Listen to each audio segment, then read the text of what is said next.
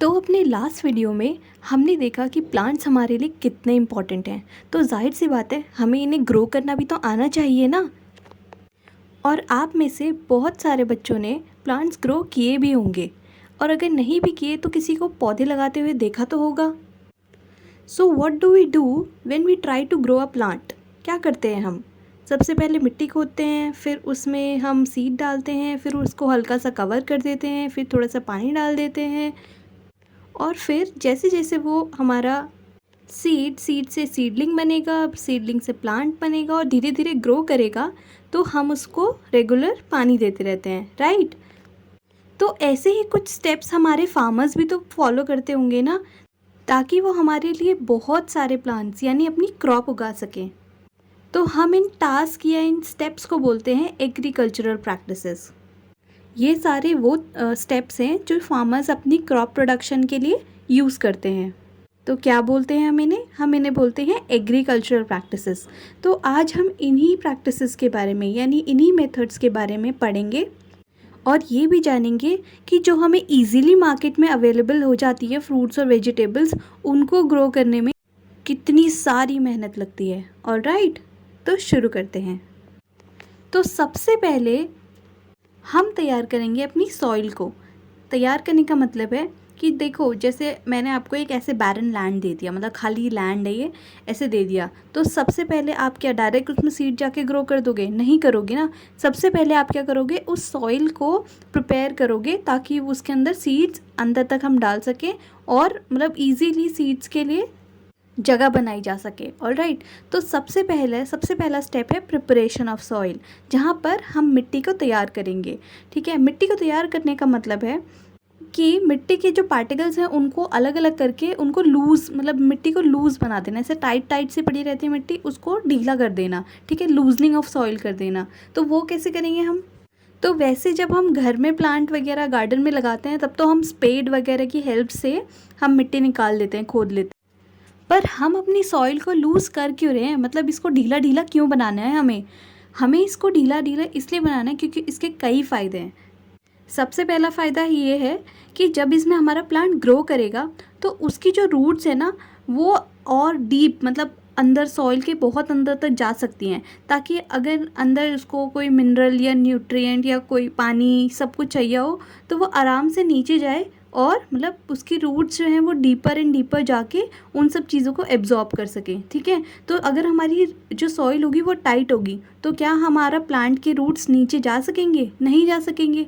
लेकिन अगर हमारी सॉइल लूज़ हुई यानी ढीली ढीली पड़ी रही, तो आराम से रूट्स जो है हमारी पेनिट्रेट कर सकती हैं उसमें। ऑलराइट, तो सबसे पहला पॉइंट क्या है कि हमारा रूट्स जो हैं वो deep into the soil penetrate कर सकती हैं। दूसरी चीज़ ये है कि आपने अर्थवर्म्स देखे हैं? अर्थवर्म्स कहाँ रहते हैं? देखो, अर्थवर्म ऐसे ना मिट्टी के अंदर रहते हैं। ठीक है, तो ये अपना मिट्टी के अंदर घुस घुस के क्या करेंगे, ये अपना घर भी बनाते हैं वहीं, और ये सॉइल को लूज़ करते हैं। ठीक है, मतलब जैसे हम किसी टूल की हेल्प से करेंगे, वो उनका तो ये काम ही है कि अंदर घुसना और घर वगैरह बनाना। तो वो क्या करते हैं, अल्टीमेटली इससे फार्मर की जो हेल्प ही होती है, वो पौधे वगैरह नहीं काटते हैं, वो बस सॉइल को लूज़ करके रखते हैं, क्योंकि उनको वहाँ रहना होता है। ऑलराइट, तो वो अपने अंदर ही अंदर अपने रास्ता बनाते हैं, जिससे हमारी सॉइल अपने आप लूज़ हो जाती है। तो इसीलिए जो ये अर्थवर्म्स वगैरह हैं, इनको हम फार्मर्स फ्रेंड भी कहते हैं। तो क्या टाइट मिट्टी में हमारे अर्थवर्म्स ग्रो कर पाएंगे? ऑब्वियसली वो भी नहीं ग्रो कर पाएंगे। तो लूज सॉइल जो है ना, इनको रहने में भी हेल्प करती है। अगर ये रहेंगे तो हमारा ही फ़ायदा है, आई मीन फार्मर का ही फ़ायदा है, क्योंकि ये अल्टीमेटली हमारी सॉइल को और लूज़ करने में हेल्प करते रहेंगे। जब तक ये सॉइल के अंदर रहेंगे तब तक हमारी सॉइल लूज़ रहेगी। इसके अलावा कुछ माइक्रोब्स भी होते हैं, यानी माइक्रो ऑर्गेनिजम्स के बारे में हम सेकेंड चैप्टर में पढ़ेंगे, तो यहाँ मैं आपको ज़्यादा डिटेल नहीं दूंगी। तो माइक्रो ऑर्गेनिजम्स बहुत छोटे जीव होते हैं जिनको हम अपनी आंखों से नहीं देख सकते। ऑलराइट, तो ये भी कुछ हमारे ये प्लांट्स के लिए और हमारे लिए सबके लिए बेनिफिशियल भी होते हैं और नुकसानदायक भी होते हैं। ठीक है, तो लेकिन यहाँ हम बेनिफिट की बात कर रहे हैं, तो कुछ हमारे माइक्रो ऑर्गेनिजम्स ऐसे होते हैं जो प्लांट्स को बेनिफिट करते हैं। तो ये भी सॉइल में तभी रह सकते हैं जब हमारी जो सॉइल है वो लूज़ हो। इसके अलावा कई छोटे बड़े एनिमल्स जो है ना, जब उनकी डेथ हो जाती है तो सॉइल में पड़े पड़े ना उनको कुछ माइक्रो ऑर्गेनिजम्स छोटे छोटे काट देते हैं, मतलब काट देते हैं एज इन कि उनको ना डिकम्पोज कर देते हैं। डिकम्पोज यानी छोटे छोटे टुकड़ों में तोड़ देते हैं। तो उनके अंदर उन डेड प्लांट्स और एनिमल्स या इंसेक्ट्स जो हैं उनके अंदर जो भी न्यूट्रिएंट्स होंगे ना, जो भी उनके अंदर चीज़ें होंगी जो दूसरे नए प्लांट्स वगैरह यूज़ कर सकते हैं, ऐसे मिनरल्स ऐसे न्यूट्रिएंट्स जो है ना वो सॉइल के अंदर ही होते हैं। ठीक है, तो अगर हम ऊपर ऊपर ही अपना सीड डाल देंगे तो वो उसको नहीं मिलेगा।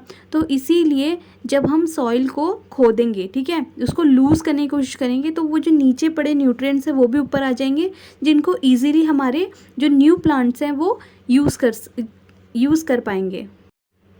तो देखा आपने कितने फ़ायदे हैं हमें सॉइल को लूज़ करने के। अगर हम सॉइल को लूज़ नहीं करेंगे तो ऑब्वियसली हमारा प्लांट ग्रो नहीं कर पाएगा। अब आप सोचो कि अगर एक प्लांट लगाना हो तो लूजनिंग तो हम किसी भी चीज़ से कर सकते हैं ना, कोई भी नुकीला चीज़ या कोई स्पेड, उससे हम इजीली एक प्लांट के लिए तो हम मिट्टी खोद सकते हैं। बट अगर मुझे करोड़ों प्लांट लगाने हो तो कब तक मिट्टी खोदेंगे हम, ठीक है। तो उसके लिए क्या कर सकते हैं हम, सोचो। तो उसके लिए ना हम बचपन से एक चीज़ पढ़ते हुए आए हैं और कई लोगों ने तो वो चीज़ देखी भी होगी। ये देखो क्या बोलते हैं इसे, ये है हमारा ह से हल यानी प्लाव।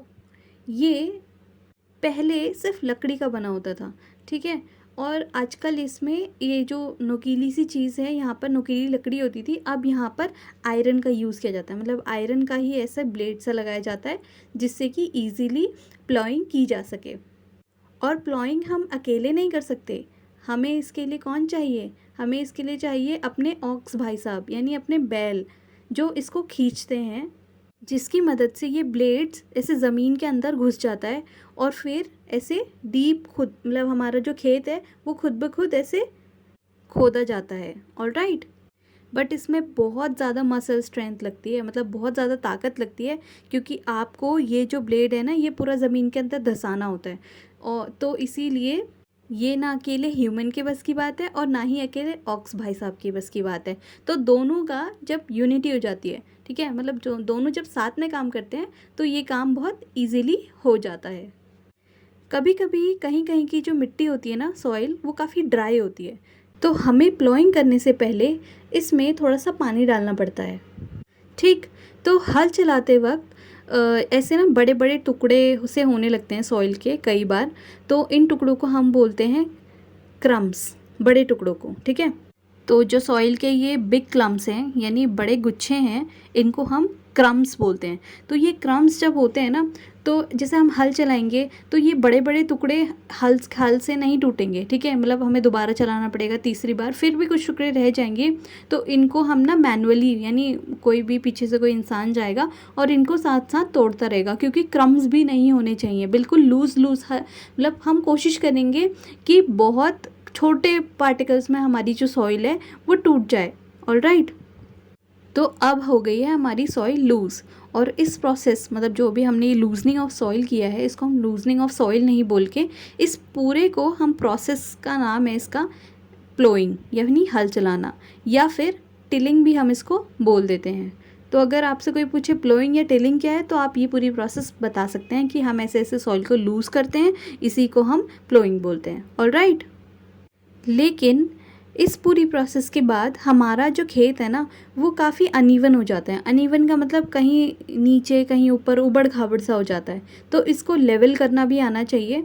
तो लेवल मतलब एक समान लेवल का हो जाना चाहिए। तो उसके लिए हम क्या करेंगे, जो ग्रामीण इलाके हैं उन इलाकों में अभी भी ऐसा एक लकड़ी का फट्टा सा होता है, उसको ऐसे बांध के इसके ऊपर जो फार्मर है वो चढ़ जाते हैं और उनके वेट के प्रेशर से मिट्टी थोड़ी थोड़ी ऐसे नीचे को दबने लगती है और हमारा जो खेत है वो पूरा ऐसे फ्लैट सा हो जाता है, मतलब एक लेवल पे आ जाता है।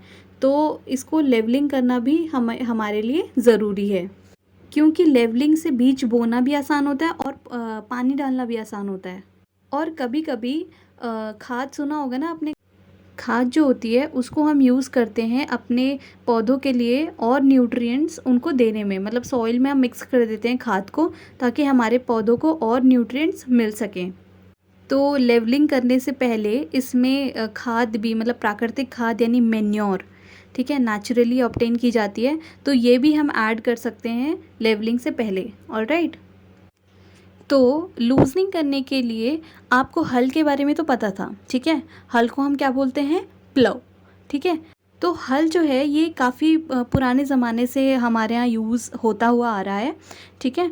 तो इसमें जो है ना ऐसे एक लंबी सी ये लकड़ी है, ठीक है, इसके नीचे यहाँ पर ये इस लंबी लकड़ी को हम बोलते हैं प्लफ शाफ्ट। ऑलराइट, दूसरी चीज़ है यहाँ पर प्लफ शेयर, यानी ये जो ब्लेड सा निकला हुआ है, पहले ये लकड़ी का होता था नुकीला सा, आजकल इसको आयरन का बनाने लग गए हैं ताकि और इफ़ेक्टिवली हम लूज़ कर पाएँ सॉइल को। तो ये है हमारा प्लो शेयर। और हमारा प्लो शाफ्ट जो है ये एक और ऊपर लकड़ी से बंधा होता है जिसको कि बीम बोलते हैं, और इस लकड़ी को हम अपने ऑक्स भाई साहब के गर्दन में बांधते हैं। ऑलराइट, मतलब इससे वो उनकी गर्दन अटैच्ड होती हैं। तो इस तरीके से हम जो है अपने प्लो का यूज़ करते हैं प्लोइंग के लिए।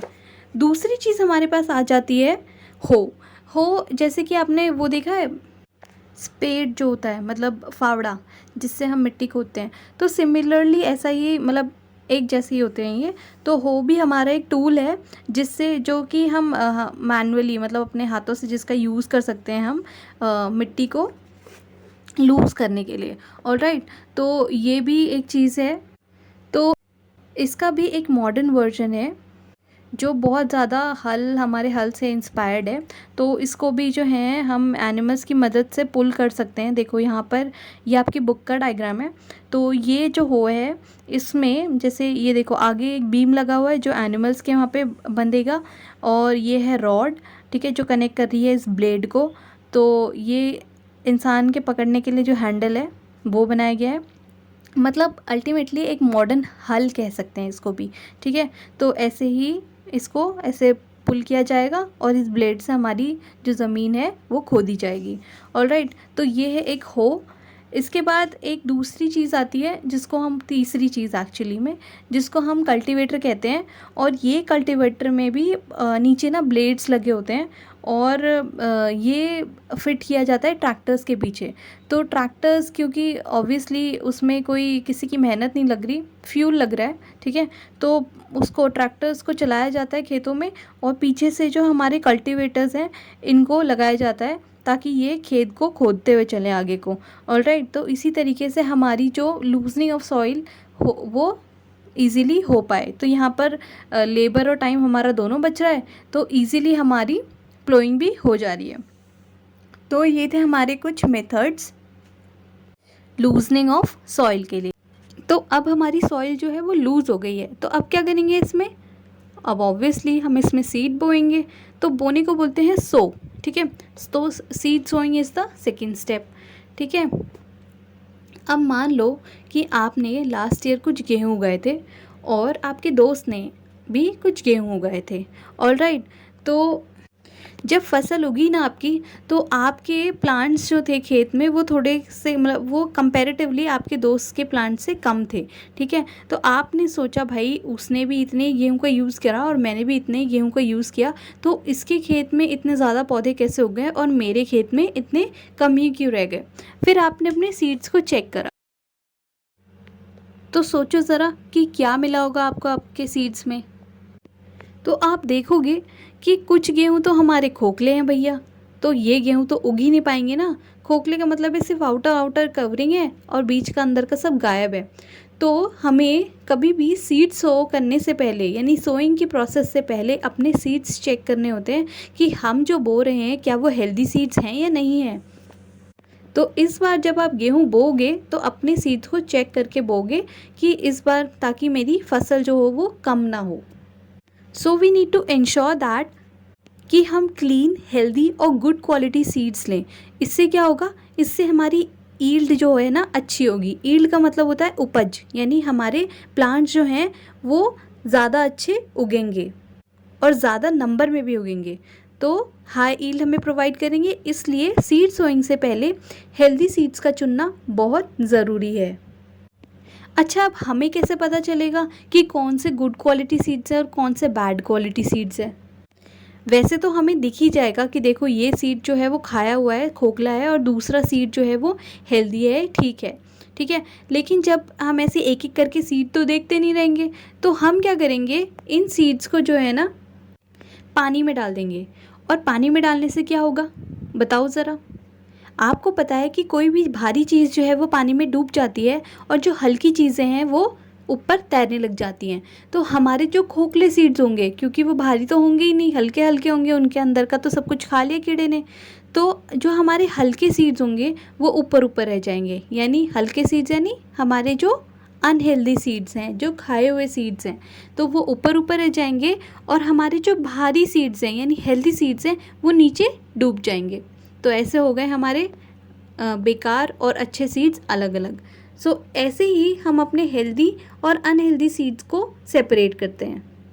चलिए तो चलते हैं अपने बीज को खेतों में बोने। अब देखो आपका एक छोटा सा खेत तो है नहीं, बहुत बड़ा खेत है। तो आप उस बहुत बड़े खेत में एक एक करके सीड्स तो डालोगे नहीं, ठीक है। तो आपको उसके लिए भी थोड़ी सी और मेहनत करनी पड़ेगी, और सोचना पड़ेगा कि कैसे हम इजीली पूरे खेत में ये सीड्स सो कर सकते हैं। तो हमारे फार्मर्स ने ऐसा कुछ ढूंढा, ठीक है। तो उन्होंने क्या करा, देखो ये फनल शेप्ड ऐसे एक टूल तैयार करा, ठीक है। इसका जो माउथ है वो फनल शेप्ड है यानी कुप्पी जैसा है, और नीचे इसकी लॉन्ग ऐसे ट्यूब सी है, और इस ट्यूब के नीचे एक ओपनिंग है जो बहुत छोटी सी है कि उसमें से 2 या 3 सीड्स ही निकल पाएंगे। ऑलराइट, तो ऐसा क्या बनाया, ऐसे क्यों बनाया इन्होंने, और इसका कहाँ यूज़ होगा। तो इसको देखो इस तरीके से, ये पिक्चर में दिख रहा है ना आपको, इस तरीके से यूज़ किया जाता है। तो जैसे जैसे हल चलेगा, इस यहाँ पर एक सीड बैग होगा इनके पास। तो ये जो है ना, एक इंसान हल चलाएगा और दूसरा इंसान पीछे से ये जो फनल है इसमें सीड बैग से सीड्स निकाल निकाल के इसमें डालता रहेगा। तो इससे क्या होगा, 2-2 3-3 सीड्स जो है ना गिरते रहेंगे उस पूरी लाइन में, जहाँ से भी जहाँ जहाँ हल चला होगा। ऑलराइट, तो ये बहुत इजी तरीका मतलब है सीड्स सो करने का, अगर आपके पास थोड़ा ज़्यादा बड़ा लैंड है तो ये था हमारा ट्रेडिशनल तरीका यानी पुराना तरीका, ठीक है। तो मैं आपको क्योंकि ट्रेडिशनल तरीके भी बता रही हूँ, मॉडर्न तरीके भी बता रही हूँ कि मॉडर्न तरीके में यही टेक्निक्स कैसे थोड़ी सी इवॉल्व होके थोड़ी सी बेटर होके आई हैं। तो क्योंकि अब हम ट्रैक्टर्स का यूज़ करते हैं बड़े लैंड पे क्रॉप प्रोडक्शन के लिए, तो उसी के हिसाब से हमने एक टूल मतलब टूल बनाया सीड ड्रिल नाम का, सीड सो करने के लिए, ठीक है। तो ये टूल जो है ना हमारे वो फनल वाले ही टूल से थोड़ा सा इंस्पायर्ड है। तो इसमें क्या है, उसमें आपको जैसे सीड बैग अलग रखना पड़ रहा था और ऊपर से ऐसे फनल में डालना पड़ रहा था। तो यहाँ पर आपको वो काम नहीं करना, यहाँ पर आपके पास ऐसे एक बॉक्स है, ठीक है। इस बॉक्स में आपको सीड्स जो हैं वो डाल देने हैं, और यहाँ पर देखो नीचे ये बहुत सारी पाइप्स लगी हुई हैं, ठीक है। तो जैसे जैसे हमारा ट्रैक्टर आगे चलेगा, ठीक है, और इसके साथ ही ट्रैक्टर में नीचे जो है ना हमारा कल्टीवेटर भी लगा हुआ है साथ साथ में, ठीक है। तो कल्टीवेटर जो है वो गड्ढे बनाता जाएगा, और हमारा जो ये सीड ड्रिल है इसमें से सीड्स, इसके पाइप्स में से सीड निकल निकल के बिल्कुल बराबर डिस्टेंस पे सीड गिरते रहेंगे। ऑलराइट, और पीछे भी देखो ब्लेड लगा हुआ है, तो जैसे जैसे सीड गिर जाएंगे ना वैसे वैसे ऊपर से फिर उन सीड्स के ऊपर मिट्टी डाल दी जाएगी। ऐसा क्यों, क्योंकि सीड्स को कवर करना भी इम्पॉर्टेंट है। अगर आपने सीड बो दिए और आप उनको खुला ऐसे छोड़ के चले गए, तो आपको पता है कि हमारी जो चिड़िया माशे हैं वो तो आपके यही खाती हैं, सीड्स खाती हैं, ग्रेन्स खाती हैं, तो वो सारा खेत ऐसे चुग के चली जाएंगी। कवर करने का मतलब ये नहीं है कि आप बिल्कुल ऐसे पैट पैट करके उस पूरे सॉइल से उसको ढक दो, दबा दो सीड को अंदर, नहीं, बस हल्का सा कवर कर देना है, उसके ऊपर मिट्टी डाल देनी है कि वो दिखे ना। ऑलराइट, तो देखो एक बार है ना, मेरी जो दादी हैं, हमने अपने खेतों में मिर्च के पौधे लगाए हुए थे। ऑलराइट, तो मेरी दादी जो है ना वो एक जैसे जहाँ पर ज़्यादा प्लांट्स थे ना वो उनको निकाल रही थी। तो मैं सोच रही थी कि भाई एक तो प्लांट उग भी गए हैं इनके, ठीक है, ऊपर से ये उन प्लांट्स को निकाल रही हैं जहाँ जहाँ पर ज़्यादा हो रहे थे। तो मैंने उनसे पूछा कि भाई क्यों निकाल रहे हो, तो उन्होंने मेरे को बोला कि इससे जो है ना हेल्दी प्लांट्स ग्रो करेंगे। पर उस वक्त मैं बहुत छोटी थी तो मुझे बात समझ में नहीं आई, ठीक है। तो आप समझ पा रहे हो कि मतलब अगर बहुत ज़्यादा प्लांट्स हो जाएंगे एक खेत में तो क्या होगा। तो होगा ये कि हमारी जो मिट्टी है ना, मिट्टी में हमारे न्यूट्रिएंट्स तो फिक्स्ड हैं, ठीक है, न्यूट्रिएंट्स कम ज़्यादा तो हो नहीं रहे हैं, ठीक है। तो न्यूट्रिएंट्स जो हमारे फिक्स्ड हैं और अगर हम उसमें ज़्यादा एक ही जगह पे बहुत सारे, मतलब एक छोटे से यहाँ पे पीस पे मैंने बहुत सारे प्लांट्स ऐसे उगा दिए हैं, तो अब ये प्लांट्स है ना एक दूसरे से फ़ाइट करेंगे क्योंकि इन सभी को ही न्यूट्रिएंट्स चाहिए उसमें से, तो एक दूसरे से फ़ाइट करेंगे और न्यूट्रिएंट्स लेंगे। इन केस से फ़ाइट नहीं भी करते हों और बांटने की सोचते हैं तो भी हर किसी को थोड़े थोड़े ही न्यूट्रिएंट्स मिलेंगे, मतलब जितनी उनकी आवश्यकता, अगर उसको 2 रोटी खाने का मन कर रहा है तो वो आधी से भी कम रोटी उसको मिल रही है। तो इस तरीके से तो हमारे प्लांट्स जो हैं ढंग से ग्रो नहीं कर पाएंगे, ठीक। ऊपर से जब ज़्यादा पौधे एक साथ ग्रो कर जाते हैं ना तो उनके लिए सनलाइट का पहुंच पाना भी बहुत मुश्किल है, और हमने अपने पिछले वीडियो में देखा कि पौधे जो है ना वो सनलाइट की हेल्प से ही फोटोसिंथेसिस करते हैं, अपना खाना बनाते हैं। तो जब उन तक सनलाइट भी ढंग से नहीं पहुंचेगी क्योंकि वो ऐसे बिल्कुल एक साथ प्रेजेंट है ना इतने सारे, तो छाँव हो जाती है ज़्यादातर पत्तियों में, ठीक है। ऊपर ऊपर की पत्तियां तो फिर भी एक्सपोज्ड होंगी, नीचे वाली पत्तियों में छाँव हो जाएगी, तो वो बेचारे अपना खाना कैसे बनाएंगे। ऑलराइट, तो यहाँ पर न्यूट्रिएंट्स भी नहीं मिल पा रहे सॉइल से ढंग से, ना हमें सनलाइट मिल पा रही है ढंग से, और पानी भी होगा वो भी आधा अधूरा सा मिलेगा, तो हमारे सारे के सारे प्लांट्स जो है ना वो बेचारे ग्रो ही नहीं कर पाएंगे ढंग से। इससे अच्छा 5 से अच्छा तो 2 ही प्लांट हो ना फिर, कि जो ढंग से ग्रो करें। तो इसीलिए जो एडिशनल प्लांट्स हैं, मतलब कि जो जहाँ पर ज़्यादा हो रहे हैं, एक्स्ट्रा हो रहे हैं, उन प्लांट्स को जो है ना निकाल दिया जाता है।